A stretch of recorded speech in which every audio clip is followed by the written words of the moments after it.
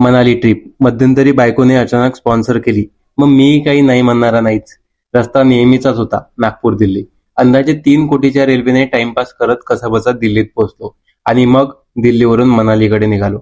रस्त्यात पराठा, चहा आणि धुक्यात लपलेलं डोंगर. रस्ता तोच, कधी चढायचा कधी उतरायचा. मध्ये मध्ये बेस नदी कडेला वाहत होती आणि खिडकीतून दिसणारे सफरचंदाचे बाग. हॉटेल तसं टॉपवरच होतं. उतरताना काही वाटत नव्हतं, पण चढताना मात्र देवच दिसत होते. बाल्कनीत बसून गरम चहा हातात घेऊन बर्फाच्छादित पर्वत पाहणे. काय अनुभव. पहिला दिवस. म्हटलं टेन्शन नको म्हणून मॉल रोड फिरलो, हडिंबा मंदिर पाहिलं, मार्केटमध्ये गरम गरम मोमोज खाल्ले आणि तिबेटियन फूड सुद्धा. पण मनालीत कुठेच तिबेटियन फूड चांगले मिळाले नाही. मग थोडा दमल्यामुळे परत हॉटेलकडे फिरलो. हॉटेलच्या बाल्कनीतून मनाली खाली दिसत होतं. लाईट्सनी उजळलेलं शहर आणि तिन्ही बाजूंना बर्फानी झाकलेले पर्वत.